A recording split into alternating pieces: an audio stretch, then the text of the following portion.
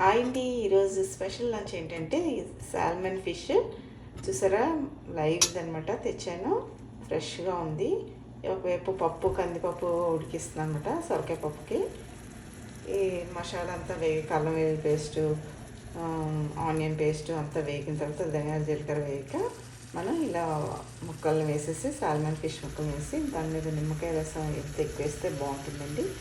గరం మసాలా, పసుపు, కారం, సాల్ట్ వేసేసి బాగా స్ప్రెడ్ చేసి మళ్ళీ తిరిగేసి దాన్ని మళ్ళీ ఇటు సైడ్ కాదు వెంటనే అటు కూడా తిరిగేసి కరివేపాకు మాత్రం ఎంత ఎక్కువ వేస్తే అంత బాగుంటుందండి.